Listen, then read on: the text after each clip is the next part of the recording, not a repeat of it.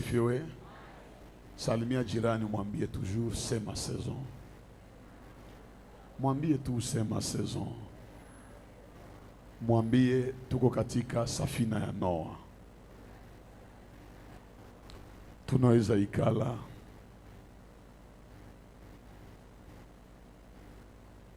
Ninawasalimu katika jina la Yesu Kristo na nasalimu usuja wenu. Juu hewa ya leo ifo mtu akwe suja njo akie maombi au mkanisa. Depuis asubuhi ni hali tu ya mbaya, mvula, lakini umefika na Biblia inasema hata hatua italipwa. Naomba Mungu alipe ile hatua ambayo umefanya. Tunaenda soma kitabu cha Mwanzo sura 6 mstari wa 13 kushuka. Tunasoma katika jina la Yesu. Alors Dieu dit à Noé, la fin de toute chair est arrêtée par devers moi, car ils ont rempli la terre de violence. Voici, je vais les détruire avec la terre. Fais-toi une arche de bois de gopher. Sema na mie mti wa gofeli, au sema mti wa mvinje.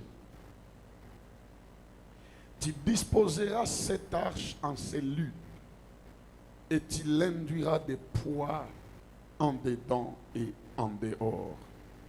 Voici comment tu feras l'arche. L'arche aura 300 coudées de longueur, 50 coudées de largeur et 30 coudées de hauteur. Tu feras à l'arche une fenêtre que tu réduiras à une coudée en haut. Tu établiras une porte sur les côtés de l'arche et tu construiras un étage inférieur, un second et un troisième. 17 na mwisho. Et moi, je vais faire venir les déluges d'eau sur la terre pour détruire toute chair, ayant souffle de vie sous le ciel. Tout ce qui est sur la terre périra. Amen. Tushangili kwa ajili ya usomi wa neno la Mungu. Jana mchana tumeanza mafundisho haya kuhusu safina ya Noa. Na jana kwa kiingilio tumesema Mungu peke yake ndiye aliambia Noa ajenge safina. Bible ina majengo mingi sana, na zile majengo hazikujengwa sawa sawa. Kuna zile jengo Mungu peke yake alijiombea, lakini pia kuna jengo ambazo wanadamu peke yao walijenga. Na jengo la kwanza ambalo Mungu anaagiza wajenge ni hii safina ya Noa. Utakumbuka hata wakati wa Israeli Mungu akaambia Musa, ambie wana wa Israeli wamjengee jengo lingine ambalo linaitwa maskani ama hema la kutaniko. Miaka kupita baadaye, Daudi akafikiria kumjengea Mungu hekalu. Si Mungu alisema wamjengee hekalu, ni Daudi mwenyewe alianza. Alipoona sanduku la agano linakuja, liko na lazwa katika hema, Daudi akasikia uchungu, akasema, mimi mtu nalala katika nyumba nzuri, alafu sanduku la agano la Bwana ambalo linamwakilisha Mungu mzima linakosa makao. Na ni pale Daudi akaamua kumjengea Mungu, lakini Mungu akamkatalia Daudi. Kujengea Mungu ni neema. Ambia jirani, kujengea Mungu ni neema. Jiulize, Daudi ni mtu sawa roho ya Mungu.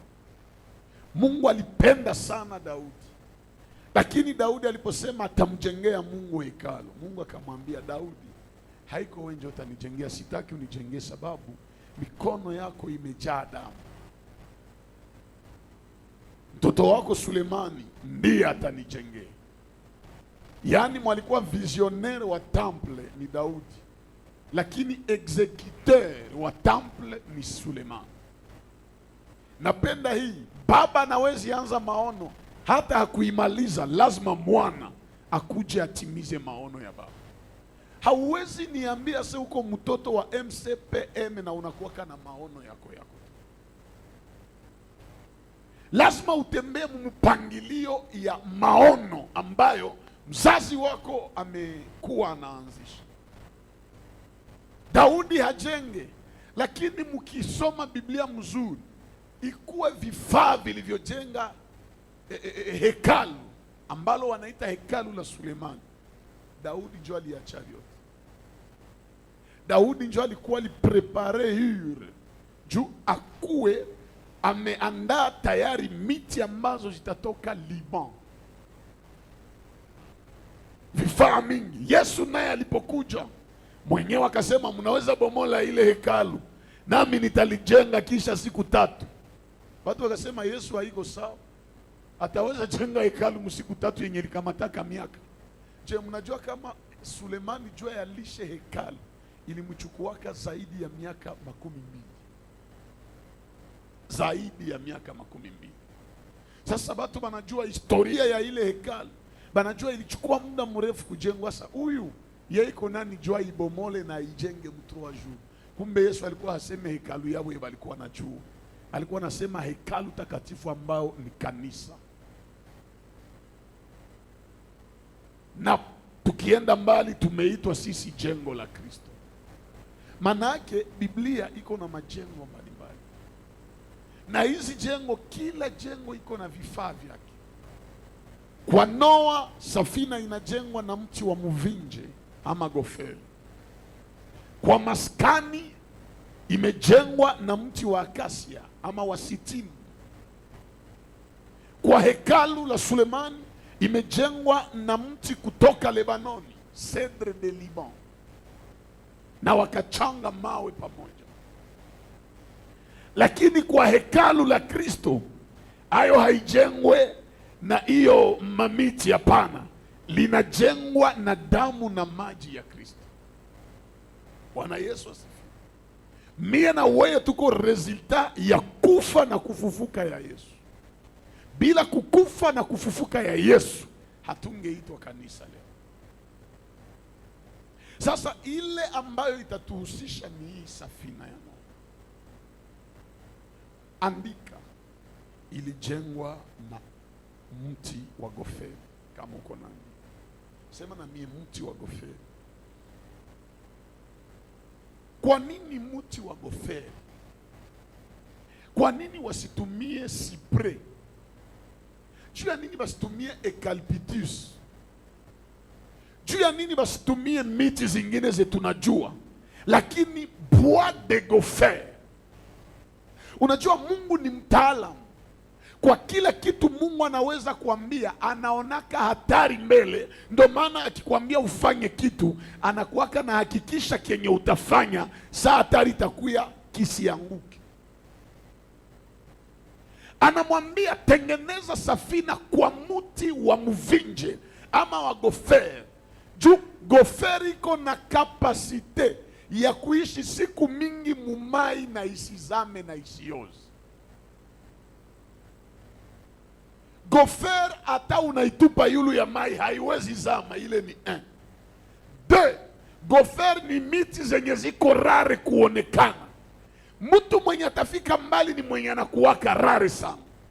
Na Mungu akikuwa na maono na we, lazima akufiche kwanza, ili atakapo kufichua ufalie watu wengi sana. Niliwaambia jana, miti leo tunazionaka japo hazikuingiaka msafina. Ni juu ya nini? Sababu miongoni mwa miti kuna mti moya ilikubali jitoa juu irepresente miti ingine. Manake saa yenye gharika inakuya haitaua miti juu muti yenye lijitoa juu ya kuchunga watu gofer iko deja na sibir shatima. Wakati ingine itika kuteseka juu batu ya espese yako basi tesekake. Wewe ukiteseka usitikake watoto wako bateseke. Ukiteseka usitikake bandugu yako bateseke. Ukiteseka usiitike kizazi yako bapitie mateso yenye unapitia. Kama wewe Mungu anaweza ruhusu upitie vipindi vizito ili ugeuke njia ya faraja kwa wengine. Mungu anamwambia pia utaijenga kwa mti wa mvinje.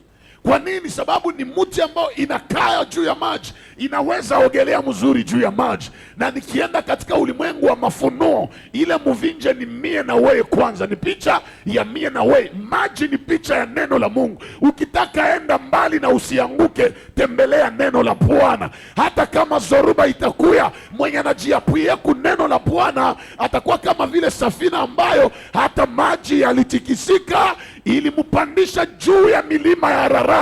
Ukitembelea neno la Bwana hautakuwaka wa chini, iko siku utainuliwa mpaka unakuwa juu. Ndio maana Yesu katika Mathayo 5 anasema nyinyi ni mji mliojengwa wapi? Chini ya bonde, juu ya mlima. Tingiza jirani mwambie tuko miji inajengewa yule ya mlima. Maake sa ile muti ya gofer ni picha ya mimi na wewe. Ile ni degree ya kwanza. Ikishakuwa picha ya mimi na wewe, mkomprendre ilianza ni muti ya gofer, lakini nakiapata jina ya mpya safina. Porque itiwe safina ifo baikate. Mnakumbuka hata muti katika kibanda ya seremala, kuko vitu vingine hauwezi fikia kama hawaya kukata. Wakati ingine Mungu anaweza kutosha fasi, unaona saa vile wanakuonea, kumbe haiko kukuonea, ni juu kuko maono yenye Mungu iko nayo na wewe. Banakata mti huku alafu banaijenga. Andika hizi verite 5 juu ya hii safina. Verite ya kwanza ni kwamba safina saa ilianza jengwa, haikujengewa yule ya mlima, ilianzia chini. Ni mai njo ilikia ipandisha sasa mpaka kafika yule ya mlima. Maisha ya mtu ya ushuhuda haiko yenye anazaliwaka na kutana vyote. Lazima Mungu aanzie na wewe chini, wende uko na panda pole pole mpaka sikutafika kayulu, unasema Mungu amenitosha mbali. Wakati tumekuwa nakuja na mzee Benjamin, ameniambia neno moja kubwa sana, na mimi nasema huyu ni Mungu mzima. Watu wengine mmekuja hapa hamuna histoire, ni juu siku Mungu atakutendea useme vraiment Mungu amenitosha mbali sana. Mungu hawezi kupatia histoire na uisha kuwa na histoire.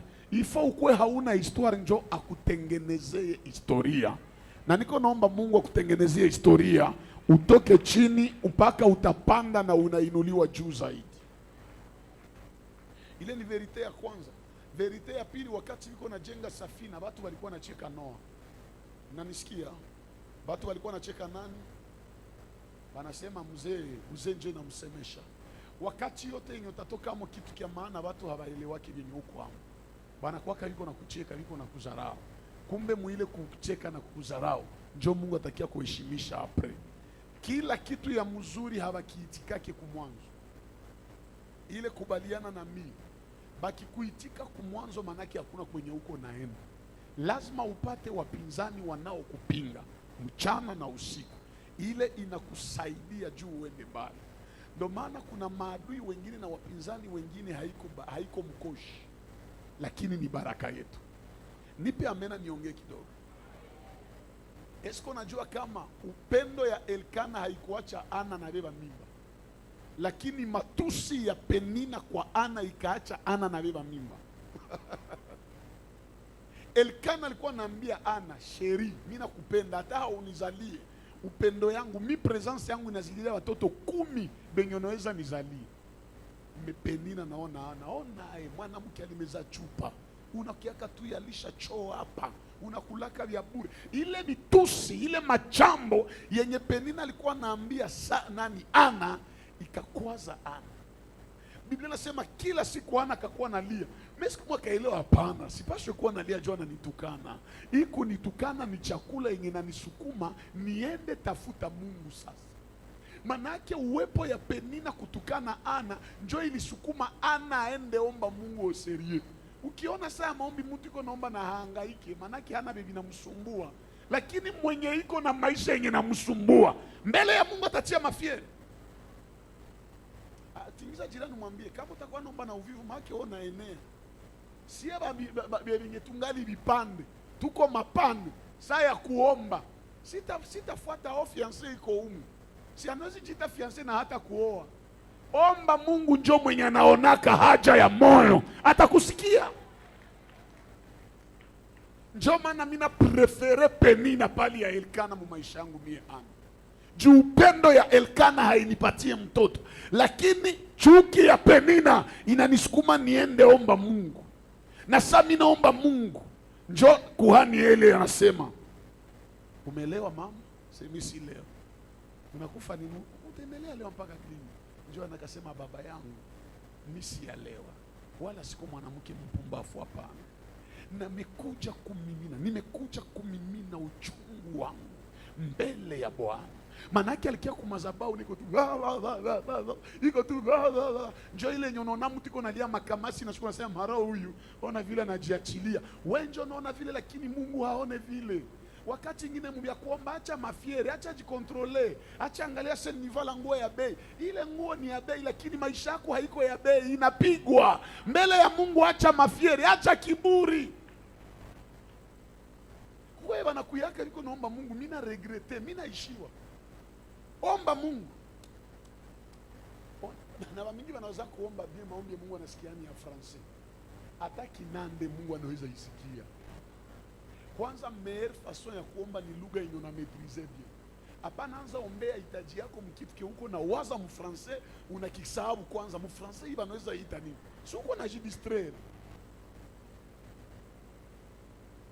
Mulikuwa hamjue ile neno kwa tafuta mu Francais siko mkinande siko mkiswahili. Suiseme tu. Mungu anajua lugha zote. Mungu ajibi yake lugha. Mungu anajibi yaka moyo yenye inaomba. Oh Seigneur, sikia vile kwa chura. Oh Seigneur, je suis venu dans ta présence. Je suis venu te présenter mes requêtes. Unaona vile niko na chora na ba malaika nao wanasema kama yuko mubinini. Lakini mwenye alikia, baba niko hapa baba, mahitaji yangu inanitesa. Angalia Mungu yeye pekee ana vrema huyu. Haresone hata anajimimina. Mungu anapenda maombi ya kujimimina, hapana maombi ya kujichora. Muma vendredi za hivi hapana jichora. Mwanga roho yako mbele ya Bwana. Ana aliambia Eli, nilikuja kumimina machungu yangu mbele ya Bwana. Mtumishi wa Mungu akaelewa depuis mimi nakuwaka hapo. Notebie kama Eli alisema vile maki alikuwa hayaona mwanaomba vile. Njoo maana kawaza huyu mwanamke anaweza kuwa tu ana leo. Ndio akasema kweli ni moyo. Kweli Mungu atimize haja ya moyo wako. Na maandiko yanasema Ana aliporudi kisha maabudu après moi anaanza changer goût ya chakula. Nipe amena nikufurahishe kidogo ndani ya Kristo. Unajua mwanamke wa mimba kuko vitu ile vikubwa vinaonekana kwake. Kia kwanza mwanamke wa mimba na chanja goût ya chakula. Oh, mnipatie mboga buchungu zinakia sehemu. Mboga buchungu sina tena nazo hamu. Mnipe tu mie kibu dongo. Banampa kibu dongo asema hapa wakunipatia tu kasosiso, mimi naweza sikia bien kakuchomewa saa ina kiasi. Mwanamke wa mimba anakuwa kiko na changer vitu. Ndio maana muombaji mzuri mwenye iko na mimba hawezi hapaswa bakilia maombi moyo. Unapaswa kuwa naomba saa yote. Nguvu ya maombi haiko kuwa na hitaji moyo. Nguvu ya maombi ni kuomba hata hauna hitaji. Muombaji mzuri ni mwenye hana tena hitaji. Unajua yote imekwisha, lakini unakuwa baba, niko hapa nione, niko hapa nione. Nakwambia hata hauna vya uko naambia Mungu akutendee uko amwambia tu niko hapa. Mungu yeye pekee anajua vyenye hata huyasemaka utakuwa navyo lazima. Anaanza vitengeneza na anavileta maisha yako. Attitude ya pili ya mwanamke wa mimba, kila mwanamke wa mimba miguu inaanza kavimba. Surtout nijua leo waisha changer. Mais bazamba mama yetu wa zamani watakubaliana mimi kama migulu. Tulikuwa na juu yaka migulu na ten, unaona kunaanza kwa kama badiliko moya hivi. Sasa migulu inaanza vimba pale, mwanamke hata tembea tembea mingi. Ukikuwa mtu mwenye uko na ahadi ya Mungu, usikuwe wa kuhangaika hangaika. Tulia fasi moyo, uko na chunga Mungu atimize ahadi yako na uko na Mungu. Bwana Yesu asifiwe. Sasa mwanamke wa mimba akikuwa na mimba na msukumaka apende ba moya na achukie wengine. Sijui kama mnanielewa. Heureusement mwanamke wangu iko vile njoo iko sana nishika mihali na sikufanya kosa. Mihali tu kabisa. Unaelewa haiko yeye, ni kenye kiko mwe. Unajua kama kenye kiko mwe kinezi acha uchukie mtu, hapana seo ujun haumupendi. Lakini Mungu anaona na kenye kiko mwe kinaona huyu njoo adui wa kile kile Mungu atakutimizia. Njoo Mungu tu anaomba roho hivi ya kutomfurahia ule mtu. Unajisikia tu uko na murepusi, uko hata msogeza unasikia sijisikia. Kuko ingine isiye usikuwe na waza seni shetani, ni Mungu iko kwambia ule ni adui wa kesho, achana naye. Sijui kama mnanisikia. Aho. Kisha kitu ingine, mwanamke wa mimba anapenda lala sana. Mnajua vile kama mwanamke wa mimba anapata usingizi sayo, kula lala, kuchoka choka, maana yake anakuwa kama mzaifu. Wakati mwingine kwa naonesha Mungu kama unachoka. Mimi nachoka hapa baba. Mzaifu inanisumbua. Wewe njoo nitie nguvu. Maana yake hitaji kubwa ya mwanamke anakuwa nayo, siwezi kumuzika kama siazala. Mpaka siku ndazala njoo imamchoko itaisha. Mpaka siku ndazala njoo imabusingizi hazina calcul zitaisha. Manake usipumuzikake kama hauyazala muujiza wako. Mumaikao saa hivi hapana ikala tu kwa sema Mungu anajua yote. Ndio Mungu anajua yote, na niwaambia mjuma ingepita Mungu anaweza anajua yote na anaona vile uko na zama na anakuacha uzama. Usipomwambia baba nishike mkono niokoe, hata kuokoa. Si Petro angekufaka na iko mbele ya Yesu. Mpaka saa Petro aliona mbona vie anaanza niachilia. Petro anaona hiki yote kinaingia. Anaona kichwa na tafika akasema baba niokoe. Sasa alisema niokoe, njoo Yesu nakakamata mkono. Maki uko vingine unaweza kufa na uko mpresence ya Mungu kama hauambie Mungu. Mungu ndiye anasema akufe, si ni mjinga. Na hakuna mkoshi sa vile utesekee mkanisa na bengine biko naongoka maisha mkanisa. Njoo maana sasa tunafika fasi ya hivi. Pardon, tuache mafiere. Kama ulikia na fond de te, kama ni ile fond de te njoo inachaka usiombe bien. Sona kia ukanizo siitie. Sina kuambia kweli. Kama unaonaka sasa mimi nafikaka napenda kila mtu aonekane kaboro kinitia. Basi taomba juu jasho sinto. Usiitie. Juu sotakia omba Mungu akusaidie. Almost fond de te, lakini maombi kupake utukufu yenye taacha Mungu anakutendea muujiza kesho. Kitu ingine ujue juu ya arsh, juu ya hii safina au mti wa mvinje ni manera yenye balisema baijenge. Balisema hivi, Mungu aliambia no, ile mti wa mvinje sa mtaanza itengeneza, mutaibanisha na lami. Sema na mie lami. Unajua lami, ni baexpliquer wao hamuijui. Voilà, goudron, kablembo. Sasa ile wakati kablembo ilikuwa haiyakuwa sana. Lami yenye Mungu aliambia Noa ni ya wapi? Ngoja niwaexpliquer hayo. Na njoo kwenye bebe alikuwa mjue gisi wanatengeneza kablembo pale ndio inatokea. Nani mwashaona mti mpori ya kukomala? Ushaiona kabisa mti. Haiyafika wakati unakutana mazizi mweli toka mumuti kisha ishakomale na kuwa sako, isha bane na kuwa sakoli. Ile njoo lami ya mti. Njoo poa yeba nasema pale. Iko terme gani mkinande? Nimba. Nimba, sema na mie nimba. Maana ile nimba njo Mungu aliambia Noa ilfo itoke, njo yenye ibanishe ile mti juu igeuke jengo. Juu ya nini? Juu ile saa itakutanana na mbao ya mti ya nani, ya gofel, itabana mpaka hata mai ikuyaye ya kutoka nje haiwezi ingia ndani. Ile kole ni picha ya upendo yenye tunapashwa ungana sio. Nani mwenifia naye mfano? Mtu wa Mungu Moses siku ya kidogo.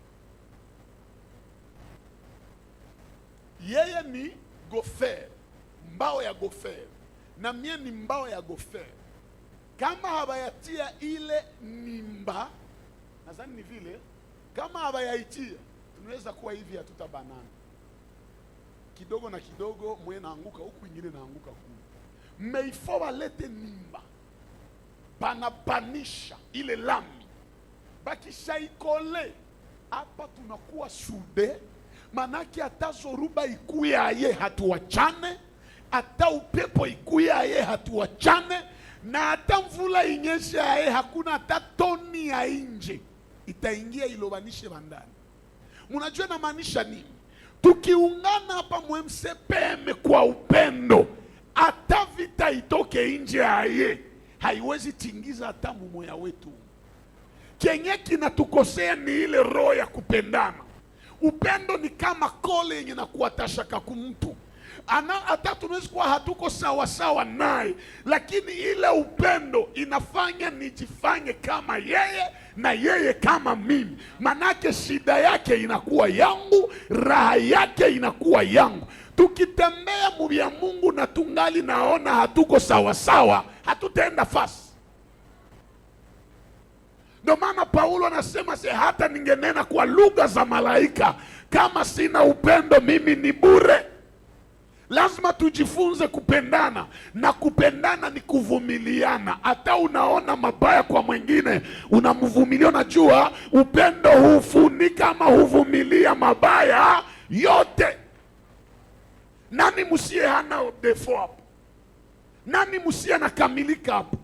Kama tunatembea pamoja, haiko aseme hatuwezi gongana. Tunaweza gongana, lakini tunaelewa kugongana isiache tunapatia shetani nafasi. Tuungane pamoja, tuendelee, sababu tukiachana mai itaingia, na mai ikiingia inaua vyote vyenye viko msafina, na vikikufa manake dunia haitavionaka tena. Juno tebie behaba kuingia msafina wote walikufaka, sofe miti na samaki. Kama leo naona simba ni juu safina liunganaka. Kama leo naona imbu, hata imbu inatuletea malaria ni juu safina liunganaka. Kama leo naona mende ni juu safina iliunganaka. Acha niende mbali. Kama naona funza ni juu safina iliunganaka.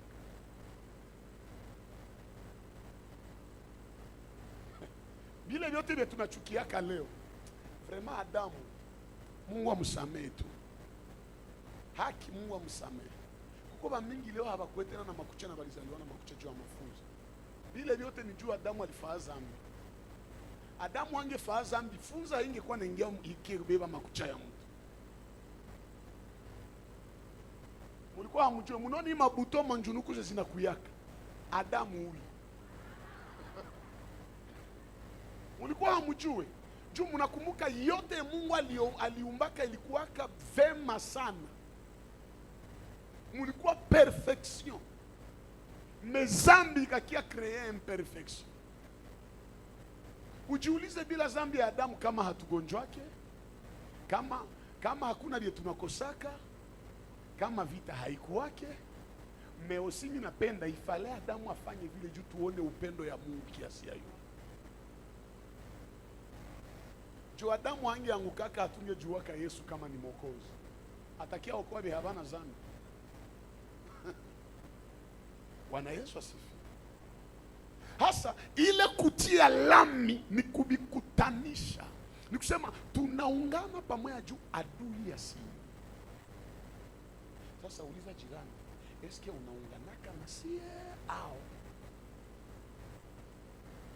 Tatizo ni nini? Mwenye tunawaza tunaungana naye, kumbe yeye ndio njia ya adui kutufikia. Tuko naomba pamoja, banaweza kupatia sumu na unaipatia mwingine vraiment. Mbingu ya wapi tuko naenda? Unajua nilisema ima Bwana asifiwe.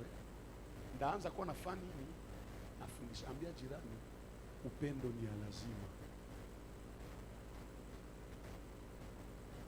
Upendo ni ya lazima. Mwenye anapenda mwingine hawezi ona kope ya bien afiche mwenzake. Me hivi hapa ngiko mwanapata kope anasema hii na nyamanzia. Misaki sio wanaenda kama Dubai. Ukimwambia si unifundisha sehemu, hakukuwake kitu kule hata. Mbona unaenda kwa hiyo unaendako na hakukuwake kitu?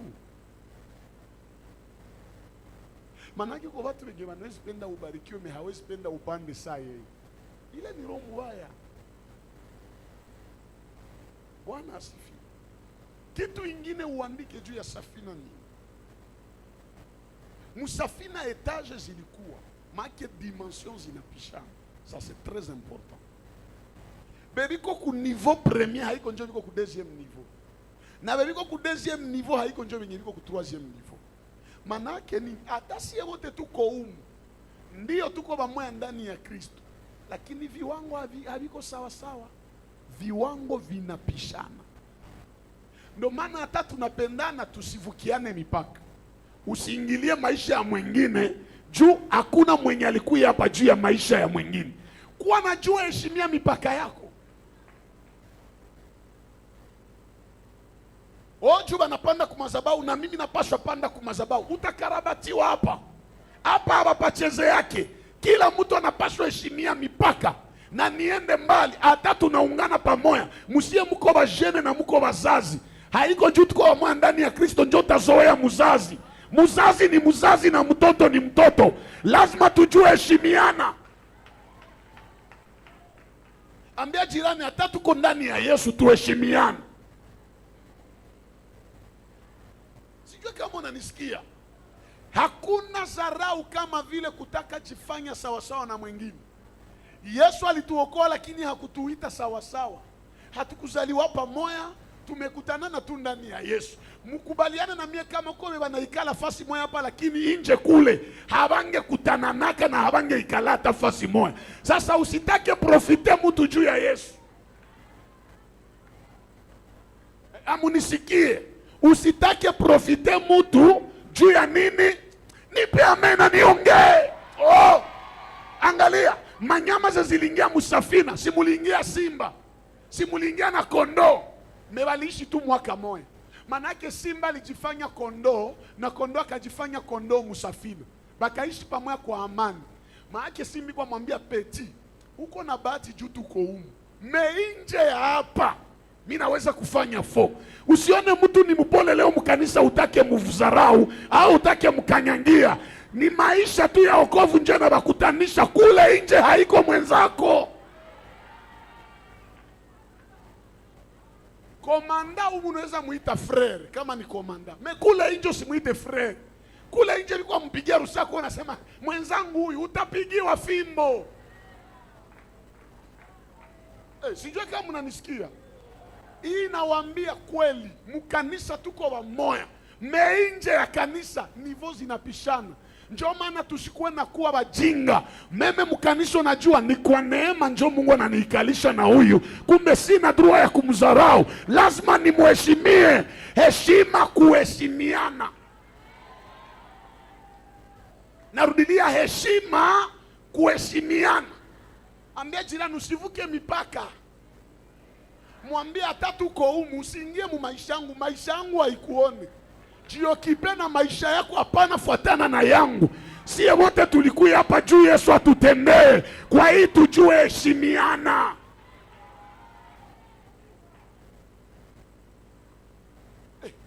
Juni papa unamuita frere mkanisa na kule nje unataka muita frere. Ule mwoko ita frere munyumba wanamuita papa. Ona usitafute cheza mu faiblesse ya mtu mwa hivi au mu gentillesse ya mtu. Juu naona mwana itika bamuite muhali ya ni kujishusha njoo na ataka tunaitana vile. Mekule nje kama wanaita papa, chef, Ona na nigeuze ingine, hata na wewe uko shefu, sizarau wenye haiko ba shefu. Unaweza kuwa shefu kule nje, na huyu mwenye yuko mnaye mwake wanamuita shefu. Kwa hiyo tuheshimiane tu. Sitabadanganya, mafundisho za hivi mingi hawazipate tena. Tunapenda tupokea muujiza, pokea maendeleo, hili ni vya lazima. Eske unajua kama mkanisa haiko tu kiroho, tunapaswa funzwa hata na vya nchi. Msiko watakuwa ba president ya kesho. Sasa tulikuwa kupatia tu kiroho, ku president sio takuwa haleluya baba. Nchi imekubaliwa. Njoo vile tuongoza nchi.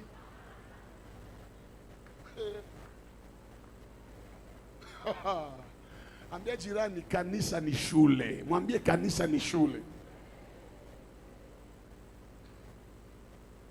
Mkanisa unapaswa jifunza gisi ya kutembea.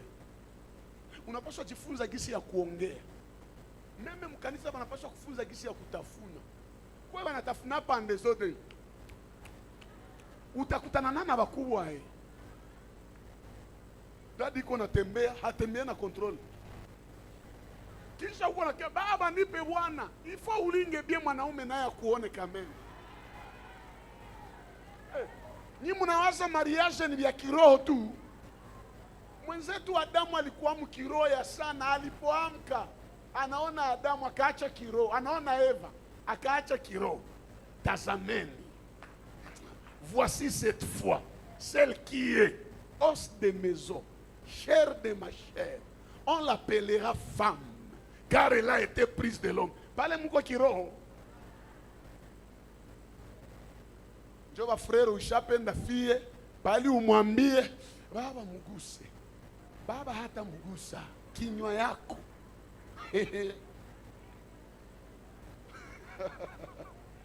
Bwana asifiwe. Tingiza jirani mwambie tunapishana hata tuko mkanisa. Ona kwa mnaikala pale ni bosse mkazi kule nje. Umeprofite tu kuikala naye, usimzoee. Jishushe sana, anaweza kupatia hata kilaka kule nje. Bwana asifiwe sana. Musafina lazima tujue ile tunaikala pamoja, tunakutanana, lakini ngazi zinapishana. Kwa wenye biko mu niveau ya chini, wengine katikati, wengine yu.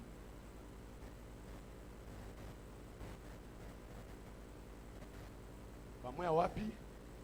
Wengine wapi? Wengine bayulu ni watumishi. Maana wachungaji, katikati ni wale wanafanya maservice mkanisa, na bachini ni wale wanaikala juu bakuye Mungu awasaidie. Mesia wote tunaheshimiana. Juu hii ni maverite zenye muandiki. Verite ya kwanza, msafina hakuna kukulana. Msafina hakuna kukulana. Oh, simba nasikia hamu ya njala. Tunaambia mzee no, mimi nasikia njala. Akakondoka, anaweza nisaidia hapa. No, atamjibia tu, ukikuwa na lazima kukula nyama, enda nje. Juu muwe balingia umunyi bawili. Mumoya kikuliwa hatutaona space yake tena. Maana yake mkanisa usionee mtu, sitaki etufe mtu. Juu tukimupoteza hatutapataka ule tena. Au nisikie. Kuko mtu mwenye ukifanya tabia mbaya atoke mkanisa, hata tuombe Mungu ae, hata alete watu, hatutapataka ule mwenye toka. Ndio maana kila mtu ni walazima mvya Mungu. Oh, nipatie nikule. No, atamwambia wende nje. Kisha simba anamwambia ndenda nje, mbona sina fungulo? Mungu njoo alifunga. No, anamwambia make uvumilie, utakulaka kunyama siku tutatoka. Kuko vitu vingine hata unakuwa simba kule nje, usikue simba huko. Huyu simba ni Yesu yepeke. Simba wa kabila la Yuda. Na musafina hakuna wakula nyama, sie wote ni bakula mayani, sie manyama.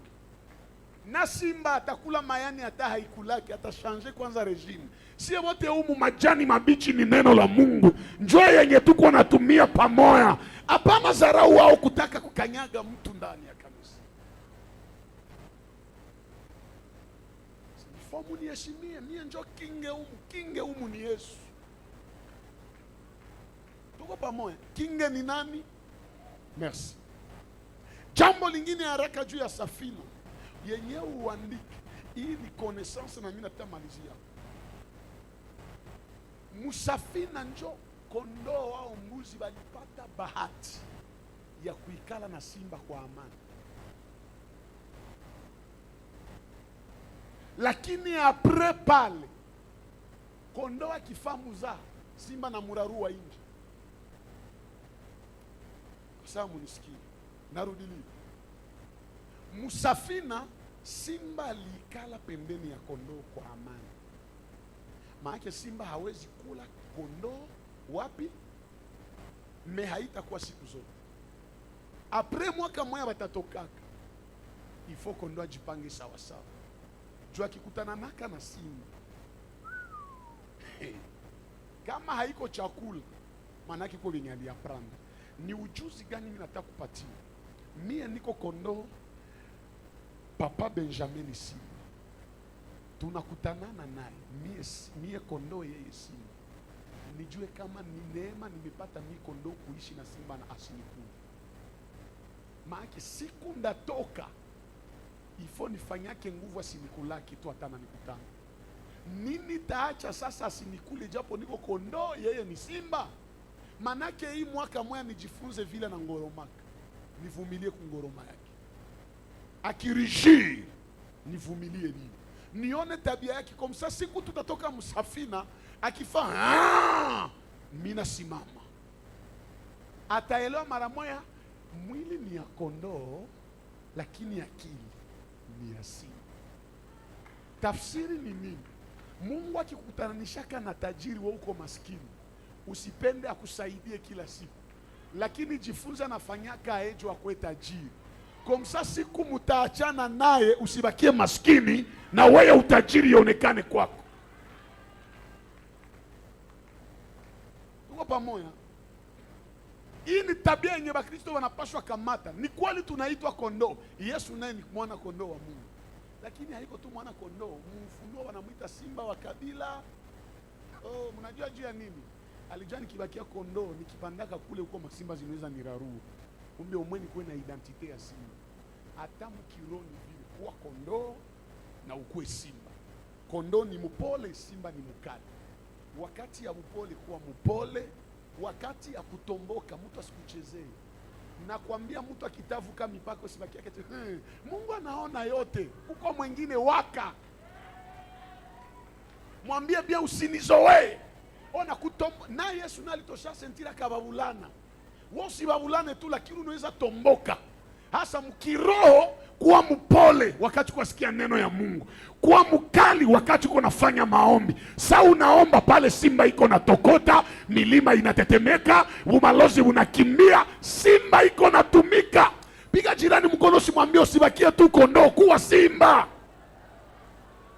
Na ni biblike. Mwe tunaamini ni simba wa kabila la. Biblia nasema gisi iko njo vile na sie. Manake kama Yesu ni simba, tuko banani? Tingiza jirani mwambie unakuwa simba kama haujuaki. Njo maana sir, ule Frida kitavuka mipaka, usimkemee kwa jina la Yesu. Ya kuvuka mipaka ya vile haiko kwa jina la Yesu, ni kutomboka. Mwambie usicheze na mie. Kama unaharibisha bafie wengine mie, hapana. Siko kuile list. Wewe uko nani? Mimi niko wa special. Mimi niko na Yesu. Tawaka kule na wewe mwambie toka wende kwa jina la Yesu.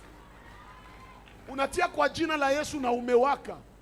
Munaendaka anguka mumizatu. Garçon akuinvite fasi. Kwambia Charlotte sukuya se bali tukataza mkanisa. Unaona vile iko na katala, iko katala na iko ajibeba. Sa sheri. Acha kwanza ya sheri. Unatafa nini? Suende au sutomboke. Sitaki. Kesho niko na mimba. Nilikuwa alikuwa mpole, wakamprofite mpole. Na ba mingi ba garso mingi banazini na nyie bafia haiko seju banabapenda. Ni juu bali batamani. Kisha na wewe juu ya upole mingi bakakuprofite, unawaza wanakupenda. Siku tabeba mimba ndio utaelewa kama alikuwa hakupendake. Ndio utaelewa hapa alikuwa hanipendake. Vraiment ule garçon ni aventurier. Wenjo yuma. Haiko aventurier, wenjo yuma juu haungejipanaka, haungesema ni aventurier. Mungu atubariki saa hii.